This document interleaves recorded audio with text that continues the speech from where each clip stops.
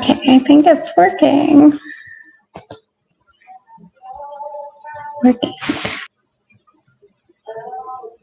Hi, everyone. I'm a little laggy tonight with the connection, so I apologize.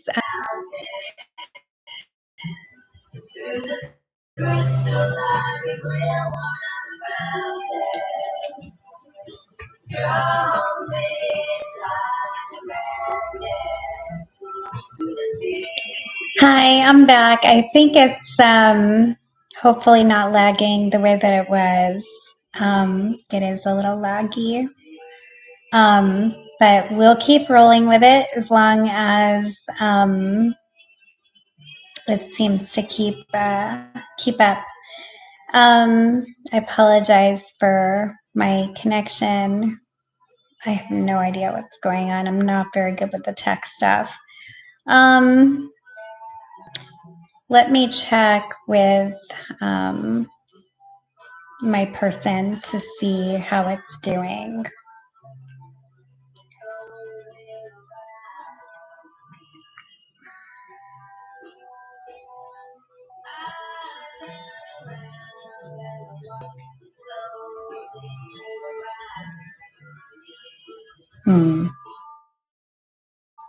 Okay. Just a second. How is it doing?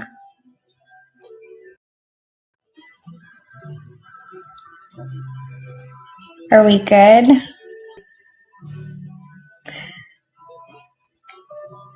We're okay? Okay. All right. Well, I see it skipping here and there, so I apologize for the spottiness.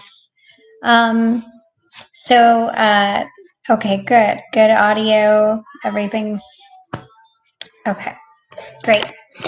So I wanted to talk tonight about a little bit more about the effects of the stalking that I'm having happening toward me. And also I wanted to talk about a little bit about my upbringing, just to give you a background, and talk a little bit about the abuse of power if I'm able to get to that. Okay, so great, thank you. So as far as we'll go ahead and start with my upbringing. I've tried to do this video several times, and it's really not easy for me to talk about it. So I just want to try it again and put it out. So I'm a domestic violence survivor. I have PTSD. I'm not ashamed of that. It's just, what happens when you go through trauma. And that's basically, a chronic thing. And then with times in life, like at least in my life, when you have repeated abuses and repeated traumatic events happen over the period of your lifetime, the PTSD can worsen, the symptoms can worsen. And so really, that's why I wanted to talk about, the foundation, where this kind of all began for me. And I do have issues currently with the stalking, and it all kind of ties in, especially with having one of the perpetrators from my childhood that's participating in these attacks against me, which is really hurtful because, it's a family member, but you're going to hear that I didn't really have a very good upbringing, unfortunately, and the type of family that we would all want to have. So basically, I have been subjected to verbal and psychological abuse, and some physical abuse as a child with my mother. she still tends to uh, carry those same type of traits, unfortunately. Both parents, I would say, very narcissistic people. And so I was put down a lot and bullied a lot. And I had low self esteem for a very, very long time. And I've struggled with the self esteem throughout my life. And I would say that my self esteem and self worth is a lot better. Probably the last, probably at least the last 4 to 5 years maybe has gotten better, um, and continues to, because I am, becoming more comfortable with who I am, and I love myself for who I am, for the good, the bad, the ugly, and I appreciate my journey. So, but those were things that I had to really work on and through therapy. And, I do ongoing treatment and therapy for this condition. And like I said, it's chronic. So it's not something that goes away, but I'm also not broken. So, and so anyway, I am having to legally break ties with some family members now for participating in these attacks against me, and slandering me, using my mental health against me, to basically call me crazy, and mentally unstable. This is the slander that's going on right now, and I'm a full-time single mother, so I don't appreciate people saying things like that about me. And have I had difficult times? Absolutely. But I'm here and I am not mentally unstable. I do my best to take care of myself, and I take very good care of my child. So these are ugly attacks. And then as far as my father goes, I was subjected to sexual abuse from him as a child, and that was something that I've never publicly spoke about. A lot of what I have been through, I've kind of felt that I had been silenced, and I've kind of remained silent, except for speaking to like counselors and things like that about it, and close friends. But it's important that we talk about this because these two parents of mine have had a massive effect on my life, and things like that. So and with the PTSD as well. So, yeah, so basically, I kept the abuse to myself. I told one or two friends, very close friends growing up, and I asked them not to say anything to anyone. Um, but I was basically going through that and keeping it to myself for a long time, all the way up until I was 16 years old, and it was very depressing. And I was didn't really care about school. I was also being bullied in school too. Um, it was very difficult growing up in that household. So by the time I turned 16, I had a boyfriend who was my first love. And he will always have that special place in my heart. He's a good person. I think he's married now, but he's a good person, and he was there for me. And he was a safe haven for me on the weekends when I wasn't in school, and um, stuff like that. So, but basically, by the time I turned 16, I wanted to get emancipated, to get away from my abuser's household and be able to be on my own, because I thought that that was the right answer for myself. And I knew that I needed to walk away from that abuse. So a friend of mine, her mother invited me to stay and live with them, and she was a single mom as well, just like I am. And she said, yes, you can come and stay with us as long as you agree to finish high school. And I said, that's a great idea. So when I told my mother that I wasn't coming back home, she was very angry. And anyway, she kind of forced me to come back home, even though I didn't want to, um, kind of against my will, right? And within 2 weeks of returning home, I was awoken in the middle of the night in my bedroom with two strangers who came into my room.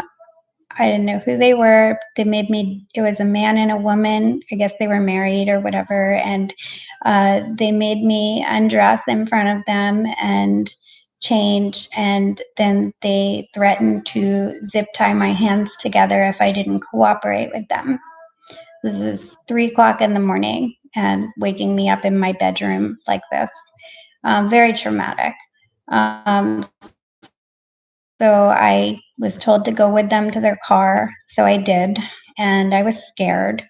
And I was about 10 days away from celebrating my first love's birthday with him. So it was really heart shattering. Um, and anyway, they got me in the car. And then I see my mom open the garage door. She handed them some black trash bags and basically, I guess, disposed of me at that point. Um, They drove me 2 to 2.5 hours away, would not tell me where I was going until we finally ended up on this plantation. And it was those Christian boarding schools. And I was sick. It was there was bunk beds there. It was like set up like an orphanage, and it was very scary. And I felt sick for 2 to 3 days in my bed, just very nauseated and traumatized from that whole ordeal.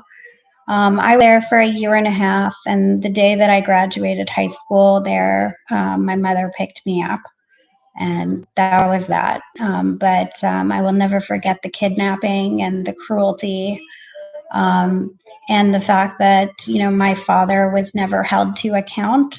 Um, she never turned him in, and I kind of feel like it was her way of silencing me.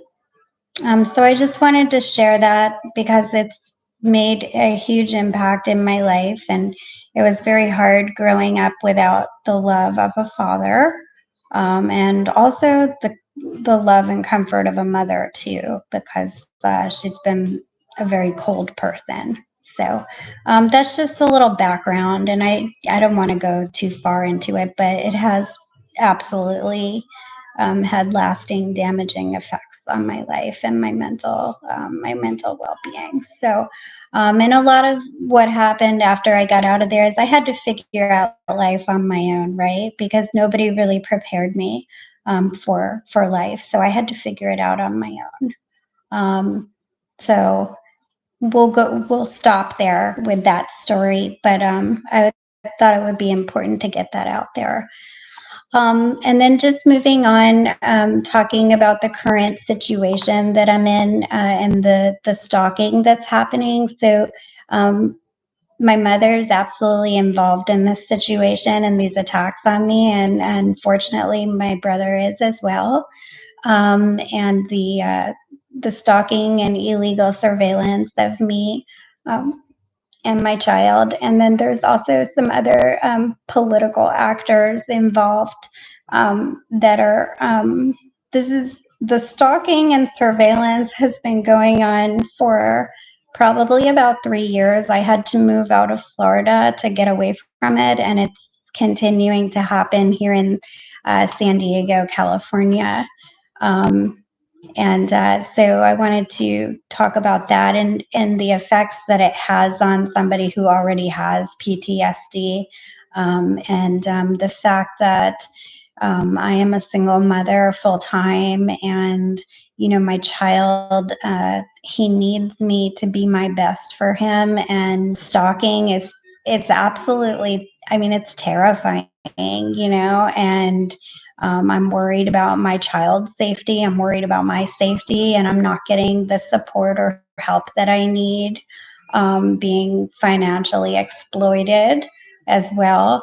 And we can talk about more of that type of thing another day as far as that goes. But just want to kind of go over the stalking effects on the victim.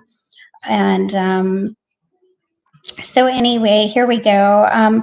Research shows that victims of stalking are more likely to experience anxiety, insomnia, social dysfunction, and severe depression compared to the general population. And yes, it is a very scary and isolating experience. I already have panic disorder with my PTSD, and I get treatment for that, but it does exacerbate those symptoms. And then when I was being stalked in Florida under the DeSantis government, it did cause moments of like slight paranoia, I guess, because I knew that I was being surveilled so much and it was really bothering me. Um, I'd say the best thing for um, I would say the best thing for somebody who has PTSD is to kind of let them have a calm and peaceful life, because it's already difficult enough with the anxiety. And also with being a single mother to a special needs child, I need all that energy and positivity for my child. So any attack on me is also an attack on my child, and vice versa, because he has his PTSD as well from just different settings, like in the school. And then he had a caregiver as well, and just a few different therapies that did not go very well for him. And he's a very sensitive child as well. So he also experiences PTSD too. So I understand his needs because I understand my own. And I feel like I'm a very supportive parent that way for him. So he's got a good mom in me, and I'm loyal to the bone for him because he needs that. So yeah, I just wanted to say that. And then here's some more information. So, what are 4 symptoms of stalking behavior? And this is for the actual stalkers. 4 warning signs of stalking: people that are fixated, obsessed, it's unwanted, and repeated. So, all of that is happening toward me with the illegal stalking and surveillance at my home, and the gaslighting as well when I go to report these crimes. And I have figured out that the reason why the police are saying that no crime has been committed is because they are involved with the whole ordeal and having me surveilled unconstitutionally and illegally. And it's a big group effort here. And unfortunately, I have my family members involved in it. And I also have my ex-husband who is in law enforcement abusing his authority to have my child and I surveilled and profiled. So yeah, it's really not fun at all. It's very scary. And the only thing I can think to do, because the tyranny that's going on and the fact that the the police are not really acting for the citizens. It seems like we're in like more of a pay to play society now, where those who have the money get to make the decisions, and those of us who are being financially exploited, we just have to eat dirt basically. And I don't believe that that's the right way that our country should be ran. I think that we are supposed to be we the people, and there should be some equilibrium. There should be some fairness here, but right now we're not seeing fairness. We're just seeing money and corruption taking over, and it's hurting real people. So wanted to put that out there as well. Um, so, a little bit more about stalking. Stalking can be dangerous. While every case is different, people who stalk can be very dangerous. Stalkers may threaten, attack, sexually assault, or even kill their victims. And I also have had illegal home invasion into my home. The property I'm living on is allowing this to happen to myself and my son on the property. We've had to leave once for our safety. And then I was called mentally unstable and paranoid for leaving by my family members. So this is what I'm up against. So it's weaponizing my mental health diagnosis against me, weaponizing healthcare. That's what I'm experiencing right now. And I feel like it's my duty to call it out and, keep talking about this because it's not right what we're seeing happening, and the violations of human rights are very real. And I am surprised though that coming to California, I thought that I was coming to a very blue state, very good with everything, but the healthcare has gone down the tubes, the quality, the ethics. I'm not sure if that's standard or not, but the healthcare is just it's it's an absolute nightmare that I don't even want to go unless I have to go at this point, because these people are using it to they're weaponizing it against the patients. So, and I'm not gonna do that. So I'm not gonna participate in those types of attacks against me. And I have tons of stories and tons of evidence that I would like to share with you all, and we will get into that. But just wanted to kind of go over this a little bit. We'll ease into it. I have tons of stuff, tons of content that I can create for all of this. So anyway, unfortunately, there is no single psychological or behavioral profile that predicts what stalkers will or will not do. And so I believe the stalking that's happened toward my family is absolutely very dangerous, and it's based out of hatred. And especially with my child having special needs, the disability discrimination is off the charts right now. And, as a mother, I'm going to protect my child cost, whether that's, attacks from higher authorities abusing their power, or whether that's attacks from citizens or neighbors, which I'm experiencing as well, or whether that's attacks from my ex-husband, or whether that's attacks from my family members. I will always protect my kid, and that's what a mom will do. And if I have to leave the premises in order to do that, then that's what I will do. So anyway, here's a little bit more about stalking. 4 stages of stalking. Most stalkers engage in multiple tactics to scare their victims. They ask specific questions about the major stalking categories: surveillance, life invasion, intimidation, and interference. And there was a local man out here in San Diego who befriended me shortly after I moved here. And he seemed like a really nice guy and everything. I will talk more about that a different time. But yeah, he did.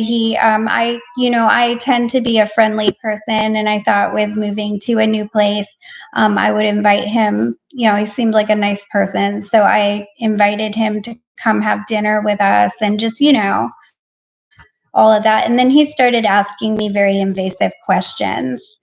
Darn, the delay.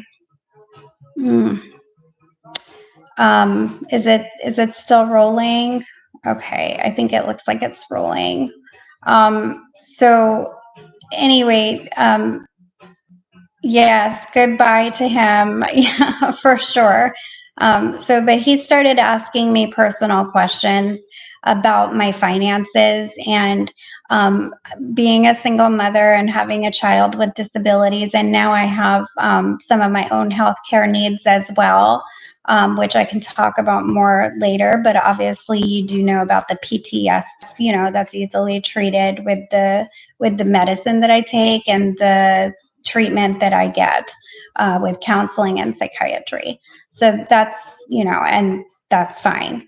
but I have some other health conditions, physical health conditions that have happened, that I can talk about another time as well. But he was kind of interfering in the medical, and then asking me questions about the finances because we are on the social programs. I'm on housing and housing assistance, and I need that, for the situation my family is in, the fact that my child needs a full-time caregiver, and able to have, any type of career while I'm trying to raise my kid who has special needs and who needs me. He really does. So I make no, apologies for that. But in the process, my health, um, I require health care, so, and I think everybody does anyway, just reasons. But yeah, I have, so I have healthcare needs. And then, so he was kind of interfering in that. And I had been on a disability appeal for my qualifying health conditions. And he kind of interfered with my medical. And he seemed like he was a well connected kind of guy here. So I'm not sure if my medical results it appears to me my medical results were concealed. Some of my medical diagnoses were concealed, maybe in an effort to not let me get on disability. And I was supposed to be getting 3 years of back pay as well.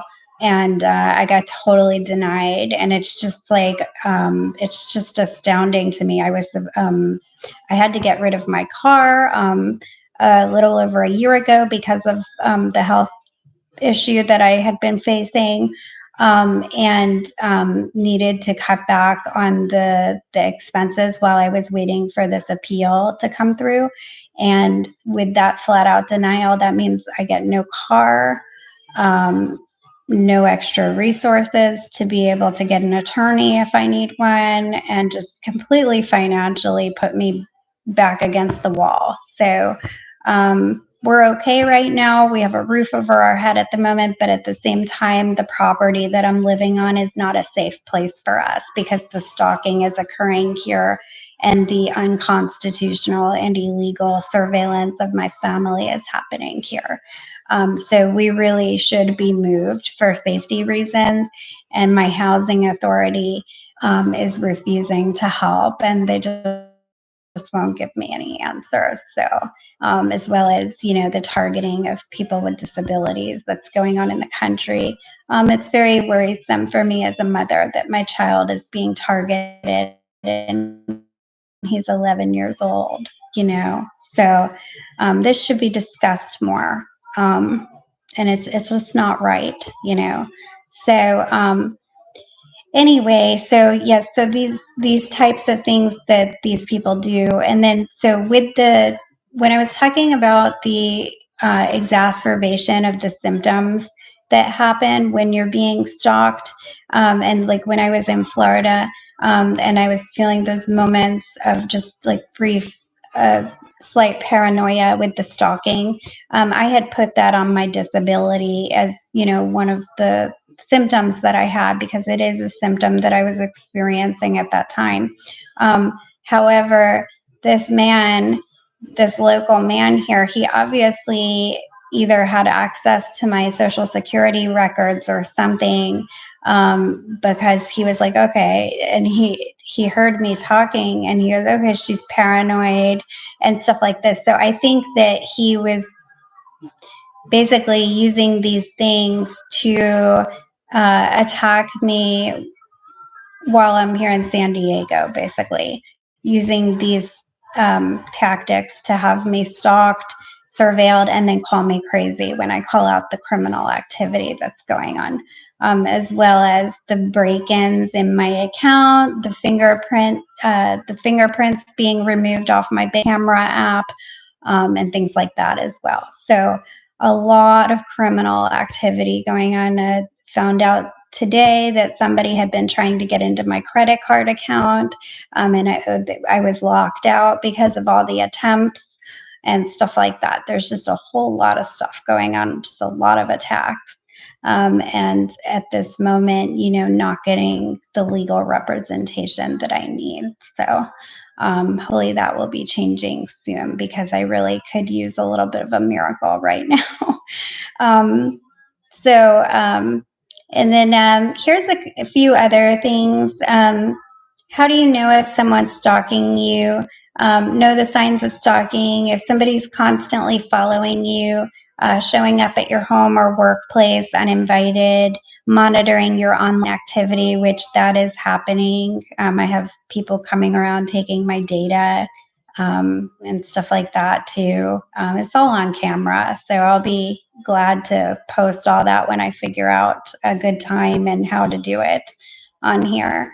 And I'm kind of new at this, so I'll be able to figure out the ins and outs of how to do all of this as I go. But let's see, visiting places that you usually go to, messing with your property, asking your friends or family for information about you, hanging around someplace they know that you go often. So stuff like that.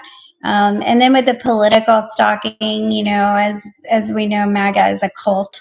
So the cult is alive and well out here in San Diego, and my son and I are absolutely targets of this cult. So, and I don't want any part of it. I just want to live my life, be left alone, take care of my boy, and have a little bit of dignity and privacy that I should be entitled to as a US citizen, so that I can move on with my life and live without my ex-husband looking over my shoulder at every move that I make. And I did say this on a previous video. His wife, he got married about a year and a half after we separated, and she was cyber stalking me back in 2019 and 20. So there's a history there of cyber stalking, and I believe that, since he does have information about me that's current now, he's obviously, there's just too many dots connecting here. So, yeah, just, yeah. Now, here's a good question. This is what I even ask to myself. Do stalkers ever stop? Many will stop after they have been arrested, prosecuted, and or convicted. But what do you do if the law is not helping you? What do you do if the police are not investigating it? Because that's the problem I'm having here in San Diego. And then when I have them write up the police events for me, they're increasingly making it sound like I'm crazy every time I report this stuff. So there's a big whole plot calling me mentally unstable, and they're all going along with it, and even in the healthcare clinic too, and everything. So it's a big mess.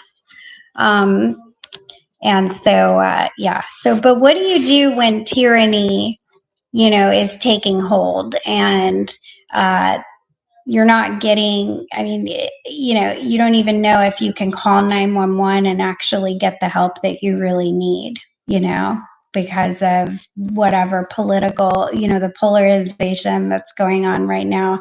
It's very, very deeply divided in the country. So they, they automatically think that Democrats are just evil, and things like that. And I hate to say it, but I think Democrats kind of think they're evil too. So, but I am hoping for some unity and ground here as well. So, the extremism, I think, on both ends, has to calm and tamper down a little bit, so that we can try to unify. I'm not sure if the MAGA party wants to unify with us, but I'm a peaceful person. I try to be, and I would like some unity back in this country, of course. Anyway, so unfortunately, laws do not stop most stalkers. Studies of stalkers indicate that they stop when their target is no longer available to them, or they find someone else to harass. So yeah, and I don't want them to find anyone else to harass, because it is absolute hell going through this myself. And it's, like I said, it's not nice for my child either, because, you know, so, but I'm trying to protect him right now and keep his spirits up. And it's quite a task, for me to be strong and go through this with my back against the wall and minimal allies in my court. So, but yeah. So, and then I'll just talk about one more thing, I think, because we're already at 41 minutes and I don't want to go forever. But what type of mental illness is stalking? So some stalkers may be diagnosed with psychotic illness, personality disorders like narcissistic personality disorder, and delusional disorders like erotomania. I've never heard of that one. But it's erotomania. The narcissistic personality disorder, I could definitely see with my two family members and perhaps this local guy that kind of started some problems for me here. And I'm just wondering, who exactly is this guy connected with? I see that he's well connected around here with the healthcare facilities and the potentially the police as well. But who else is he well connected with? So and obviously the local MAGA cult here. So, but as far as my family members or my ex-husband, I just kind of wonder about that as well. So, um, yeah, so I'll stop there for now. There's a lot more on stalking, and I will talk a little bit more about that next time, and maybe talk about something else with it to kind of keep us going here. But I did just kind of want to put out that distress call that I'm going through, and I also want to offer my support to anyone who may need support right now with the same type of situation, and also to any domestic abuse survivors, because I do understand what it's like to be a victim of these things and to be silenced. And so, if there's a way to reach out to me or message me or write to me on here, please do. Also, I am, you can like and subscribe if you would like to. And then also, I am on Blue Sky, and you can find me. I am Vote Blue One on there. So you can also, connect with me on there too. And it was really nice to talk tonight. And thank you for letting me share, a lot, a good amount with you about my life and my upbringing. And that, is a very personal thing to talk about, but I do see the need for it right now. So I wish you all a wonderful evening. Get some sleep. Stay safe. Lock your doors. Lock your windows. And we will talk again, hopefully within the next day or two. All right. Have a good night, everyone.